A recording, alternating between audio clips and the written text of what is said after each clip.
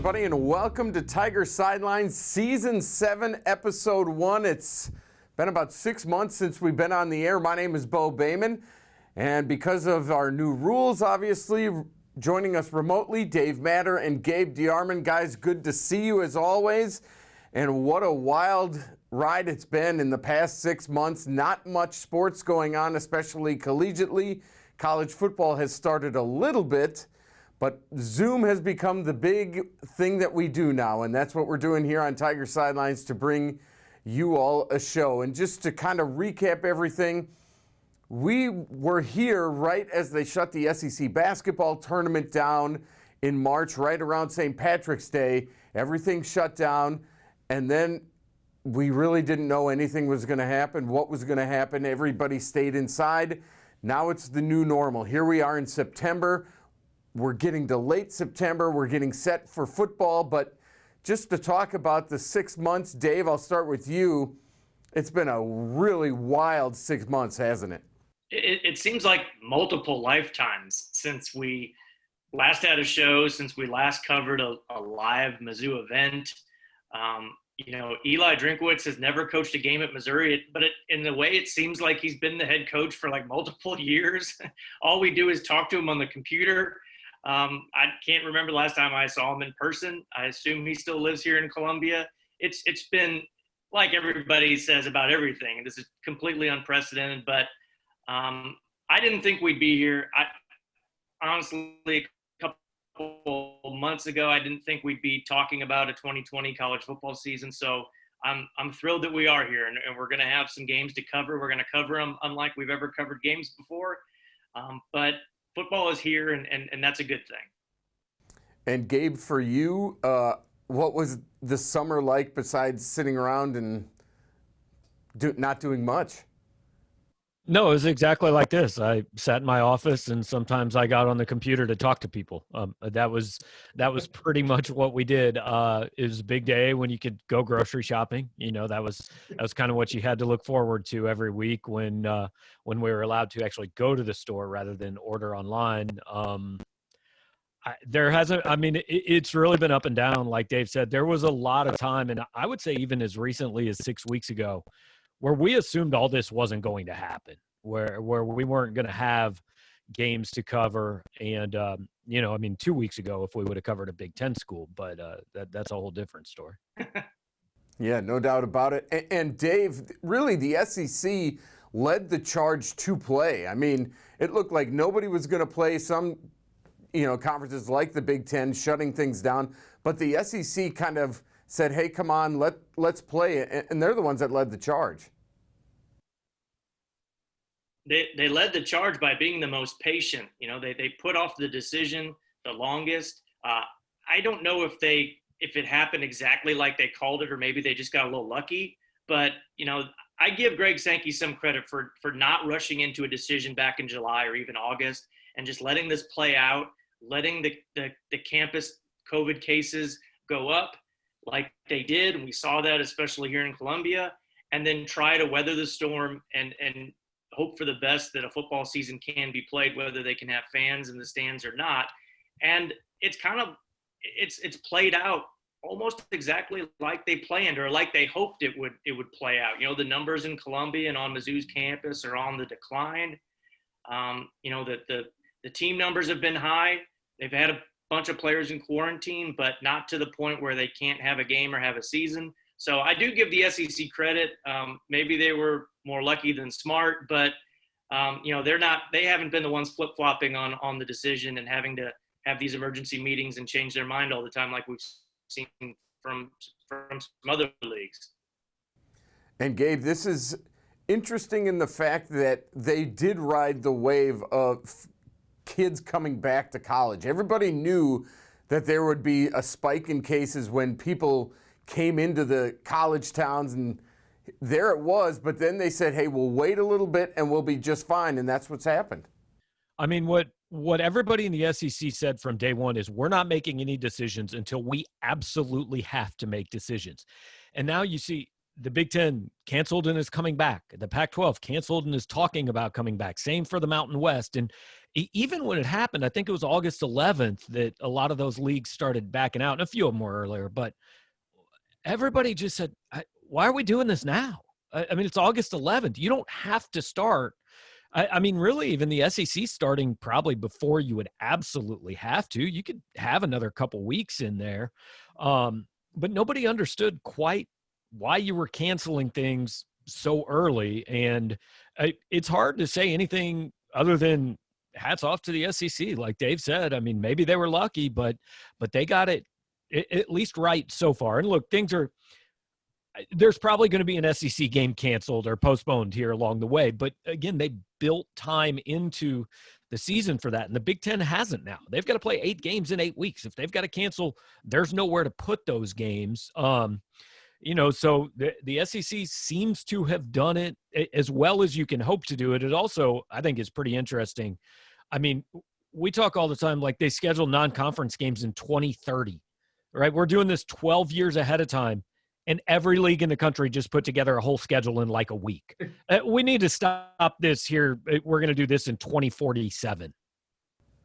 Hey, Gabe, I'm going to go right back to you because that was going to be my next point, was that we've already seen games canceled. Notre Dame is the latest one. They were supposed to play this week. There's going to be some hiccups along the way just because there has been everywhere else where they've started to play. That's the good thing about the SEC. They've built in time to make everything up. And not just that, but these protocols that these major conferences are using, I mean, there is some leeway here, right? Especially and that's why it was important that you're testing 3 times a week. I know Alabama's testing every day. Most places aren't doing that, but that's what the Big Ten and Pac-12 are talking about doing because it allows you to catch these things quicker, and then there's a smaller circle of the contact tracing, right? That's the big problem. I mean, Tennessee one day had 44 guys out of practice. They only had 7 guys with a positive test, but they'd been around. All these guys are around each other all the time. So if you're testing every couple days, you're maybe limiting the number of people they've been around. But you got to have 53 players. That means even with reduced scholarships, a third of Missouri's team could be out one week and they could still play theoretically. So it's a different season, and it's one where you've got to adjust your goals. I mean, there are only 2 goals: 1 start, 2 finish. And yeah, you want to win games, but that comes behind the other 2 goals. And Dave, nobody knows what's going to happen because in the medical world, everybody's talking about cold and flu season, which will come in late October, November, and then it'll be, well, do they have COVID, or are they just sick from the flu, or do they have the sniffles? That's going to be a whole different part of this once we get there. But to Gabe's point, Dave, all they want to do is finish the season. Yeah, they do. And just having fans at the games adds another layer of intrigue to all of this too. I mean, we've seen a couple weeks now in the NFL with no fans there, and things have gone off pretty well in the NFL. You're seeing some criticism around the country from people aimed at the SEC for having the audacity for having 15 to 20,000 people in the stands. We'll see how that works out. You know, most of the games that we've seen so far in other conferences haven't had that big of crowds yet. And, you know, we haven't really heard that many issues that have been reported. So, again, maybe the SEC is ahead of the curve here. But like Gabe said, it's naive to think there's not going to be some kind of disruption at some point. I mean, we're seeing it every week in every league. You know, this virus doesn't care. This virus is not an SEC fan over a Big 12 or Big 10 fan. It's going to impact somebody at some point. And again, it goes back to the SEC having the flexibility in the schedule to be able to move some games around. You know, you just hope you can get to the end and not have some kind of interrupted season where the playoff is all screwed up or the standings that nobody knows who the champion of a league is. You just hope we don't get there. Dave, were you surprised that Missouri, and they're not alone, but were you surprised that Missouri didn't go no fans first and then try to let people back in, especially considering they said no tailgating? A little bit, but there is so many financial ramifications here. Missouri's going to take a loss this year in revenue regardless. It almost seems like, well, if LSU and Florida and South Carolina, if in those states where numbers aren't very good for COVID, if they think it's safe to have fans at lower capacity with social distancing, then why not try it at Missouri? All you're going to do is just extend that revenue gap even more so if Missouri's playing in front of empty crowds. And that sounds kind of callous. It sounds cynical, but money is a big factor here. And, we all know that these athletic departments exist because of football, and not just because of football, but because people go to watch football and sit in the stands and pay for hot dogs and beer and T-shirts and pay for their tickets and pay for their parking. So that is a factor that we just cannot ignore here. And Gabe, that was one thing that I thought of, and it stands true with the NFL too, is they had to get on TV at the least, because at least you get the TV revenue then, because there was a lot of talk, if there's no season, there's a lot of universities who could potentially not have sports anymore. Yeah, and it's about split in the SEC from what I understand. There's two main sources of revenue, right? TV money, ticket revenue. It's about half and half, which one is larger at each school. At Missouri, the TV revenue is bigger. They make, I think SEC teams got $44 million last year, largely based on football games being on television. So the key is get as many of our games on TV as we can to get, because if the games aren't there, the stations, the networks aren't paying you. Now, I think it's going to be pretty interesting. I think there will be TV executives. I think there will be fans. I think there will be a lot of people after seeing a 10-game SEC schedule with no Central Arkansas, with no Eastern Michigan, with none of these games that just are wasting everybody's time to get, to get some of that revenue. I think there's going to be a lot of people that say, hey, why can't this be the new normal? Why can't we do 10 SEC games and then one Power 5 out of conference game? And yeah, we'll give you one warm-up. Take week 5 and go play a D2 team or an FCS team and keep them in business. But your other 11 games are going to be Power 5 games. Now, I don't think ADs are going to love that. I know coaches wouldn't love it. I think we would love it. I think fans would love it. This season, from a fan and media perspective, is actually far better than any other season we've ever seen. Yeah, no doubt about it. All right, let's take a break. When we come back, we'll talk about Missouri on the field as they get set for week number 1. You're watching Tiger Sidelines right here on MC22.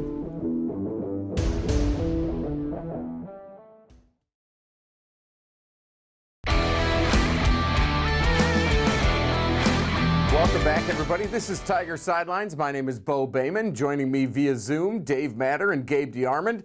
Back for our 7th season of Tiger Sidelines right here on MC22. Let's talk about the football team at the University of Missouri. It's been different as you guys have talked. And Dave, I don't even know the answer to this question. How much access to practice and to the players have you had? Very little. Our access looks a lot like this, Bo. It's talking to players and a few coaches. Drinkwitz a couple times a week for the last, a few months, it seems like, few weeks. But that's about it. We just haven't seen anything with our own eyes because of the COVID restrictions. Somebody asked me the other day what I know about Missouri, and I said, well, some days it almost feels like we cover Alabama as much as Missouri because we see those teams about the same amount as far as in person. It's 0. So this will be the least I've ever seen a Missouri football team going into the first season. We've access talking to players. It's been okay. They've tried to make do with this system. You don't get the one-on-one interviews that we've gotten in the past, so the stories are a little bit different. But there's a depth chart out now. Eli Drinkwitz has been a bit more forthcoming with injuries now that the season is here. So I think we have a pretty good idea of who's going to be on the field outside of guys being in quarantine. But yeah, it's unlike any other season in the past for sure. And Gabe, they reworked the schedule, and not really any favors to Missouri as they add LSU and Alabama to start on Saturday. At least it's a home game. Yeah, which probably doesn't matter at all this year, right? Right. With 13,000 fans in the stands. I understand why Missouri fans immediately thought, oh my gosh, what'd they do to us? But if you look at it, the only other teams they possibly could have added were Auburn, Texas A&M, and Ole Miss. Well, they just played Ole Miss last year, so that kind of takes them out. I mean, the two teams already on your schedule were Mississippi State and Arkansas, 2 of the 3 worst teams in the West Division. So they had to add somebody. Now, a little bit of problem might be the order of games, right? I mean, Missouri's staring straight down the barrel of 1-6 in the first 7 games. I mean, that's what they're going to be picked to go. I think if there's any issue with what the SEC did, it's not that Missouri and Arkansas got hard games. Well, those were the only options. And when you're one of the worst teams, you don't get to play yourself. But I think it's pretty clear looking at the SEC schedule, what they did do is take care of Alabama, Georgia, LSU, Florida in these 2 additional games. And if you think about it from a league perspective, what are they thinking? Hey, these are the teams that have a chance to make the playoff. If we get 2 in, we get twice as much money. Everybody benefits. So what good does it do us to have to give Georgia another really tough game in addition to Alabama and Auburn, or to give LSU another really tough game? So I think there was some taking care of the perceived top teams in the conference. And yeah, Missouri, Vandy, Arkansas probably took the heat on that, but it's going to happen.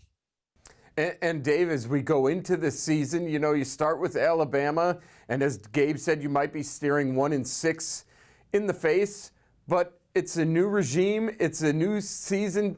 People don't necessarily know who the quarterback's going to be. We have a pretty good idea, but I mean, there's a lot of question marks going in. If there's ever a time for a new coach to start out with a tough schedule, you might as well do it now, and you might as well do it and just see where you're at. Absolutely. I mean, not complete free pass for whatever happens this season, but to some degree they will. And you might as well, if that season that counts but may not really count in a full evaluation, you might as well play the best teams. If your schedule is really easy in a year like this, then you have no excuses not to have a pretty good record. Well, now they do. No one's going to call it excuses over there, but at least it'll be an explanation for, hey, we only had 3 spring practices. We're trying to install a new offense, trying to figure out who the quarterback's going to be, working on a new offensive line. Oh, yeah, then we opened up against Alabama, Tennessee, LSU. What did you expect here? So I think you can still get a lot out of this year if you're competitive in games, if you pull off an upset along the way, as long as you don't look dysfunctional, against the teams that you should be, or at least the teams you should be kind of on par with. I think you can come out of this still looking okay if you're Eli Drinkwitz, but it's going to be hard. There's no doubt about that. There's no confidence builder games at the beginning of the season. Nothing like that at all. And Gabe, as you looked at the depth chart that came out earlier this week, there were a lot of positions with the word or. It would be this guy or that guy. That seems to me that maybe a lot of people are going to play and they're still searching because they haven't had spring. They haven't had, they've only had a couple of practices here and there. They're still searching for who's going to start. Yeah, I think it's a combination of 2 things. It's some of that, and it's also the one possible potential maybe advantage Missouri has against Alabama is this is a new coach with the new system, and he has no idea what we're going to do. So why would we tell him who we're going to play? Now, look, do I think in the end it makes a huge difference to Nick Saban day to day? Is it Connor Bazelak or Sean Robinson? Is it Daniel Parker or Nico Hay? Probably not. But again, I mean, Drinkwitz flat out said it about a month ago. He said, I'm not going to name a starting quarterback because I'm going to make the GAs on the team we're playing spend 10 extra minutes every day thinking about what we might do. And even he understands that's not making up a 28-point spread or the talent differential on its own, right? But it's what he's got. I mean, he can't line up toe-to-toe and just think he's going to go beat this team, so you use what you have. The greatest was when he said that, I'm not naming a quarterback, then he walked off the Zoom. That was it. As we look at Alabama, Dave, I mean, Eli said it yesterday. He said they're ranked number 2 in the country, and in his eyes, that's a little too low. Yeah, they're loaded like they always are. I mean, they lost 7 of the first 56 picks in the NFL draft were from Alabama, and they still might have the best running back, linebacker, left tackle, cornerback in the country, not just the SEC. I mean, you can make a case for those guys.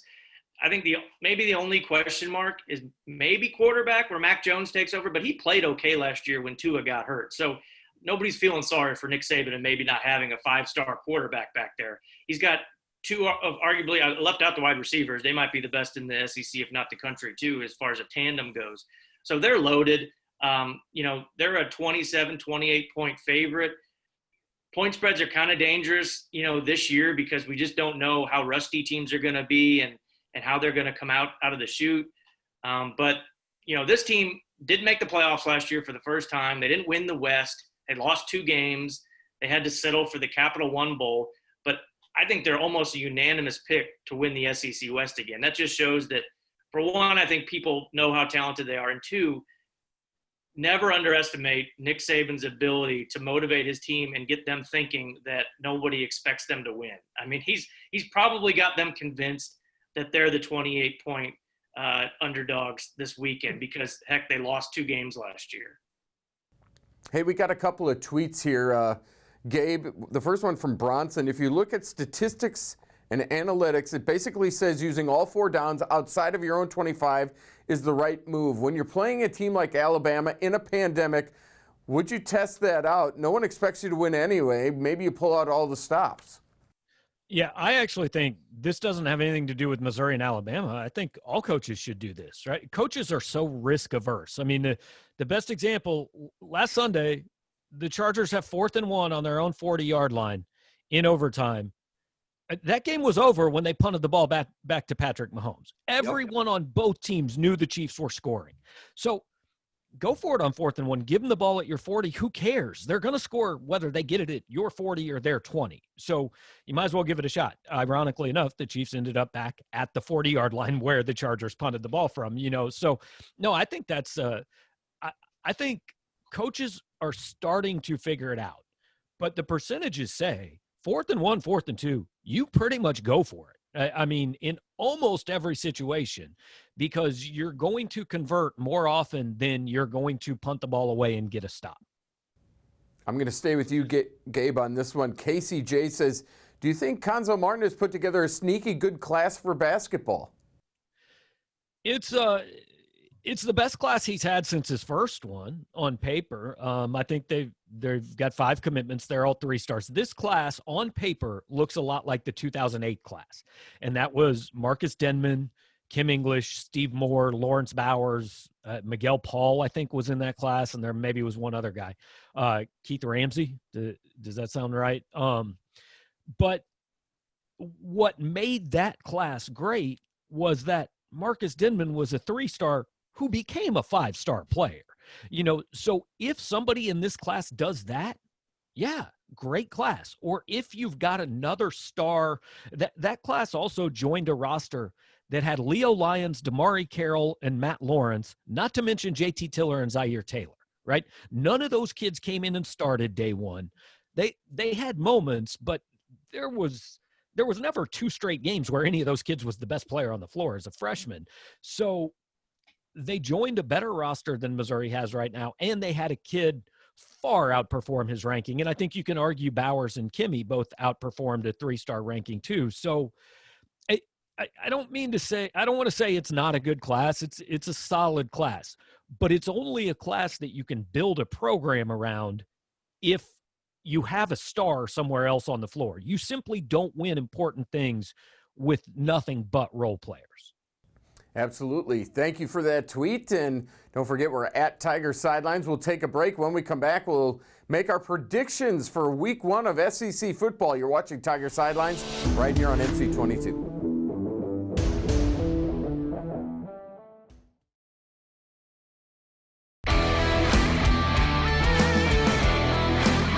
Welcome back to Tiger Sidelines. This is Season 7. I'm Bo Bayman, joined by Gabe DeArmond and Dave Matter. Quickly, let's run through the SEC slate this week. We'll start off with number 5, Florida, at Ole Miss. The Gators look to have a pretty good season this season, I would think, Gabe. Yeah, I don't think this is going to be much of a game. Lane Kiffin's in a similar situation to Drinkwitz. He takes over a program that's lacking some talent and probably going to take some lumps this year. Dave, number 23, Kentucky at number 8, Auburn, a matchup of 2 ranked teams. I like this Kentucky team. They're really excited about them down in Lexington. I mean, Missouri fans seem to overlook them every year. I don't know why. They just keep beating Missouri, but they love their defense down there. It doesn't really matter who the quarterback is. We learned that last year. I don't know if they'll pull off the upset at Auburn, but I think this can be a really competitive game. The defending national champs open at home. LSU, ranked number 6, taking on Mississippi State, Gabe.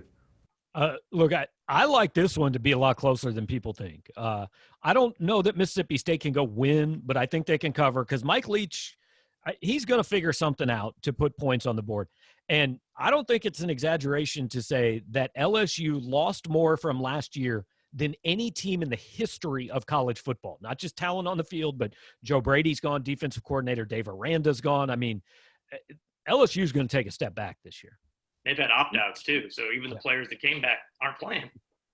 Yeah, absolutely. Dave, number 4, Georgia at Arkansas. Georgia kind of starts off a little easy. It's a new era in Fayetteville with Sam Pittman and Barry Odom, but Georgia all the way here. New offense at Georgia, but I don't see them getting slowed down in this one at all.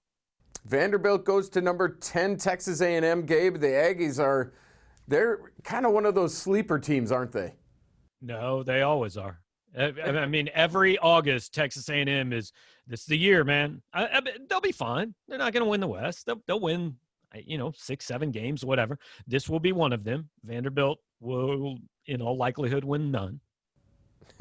And then number 16, Tennessee at South Carolina. Dave, your thoughts on that one? Everybody thought Tennessee made the leap last year and all of a sudden looked like a contender because they played well in the second half. I'm a little skeptical that they've completely turned the corner, but also at South Carolina, I don't know. I don't see a whole lot of momentum in that program right now. I think Tennessee's the better team, home or away. All right, one from each of you quickly on Alabama at Missouri. Gabe, let's start with you. Yeah, I think the goal is keep guys healthy for the Tennessee game. There's no pressure here. If you lose 52-0, you're supposed to lose 52-0.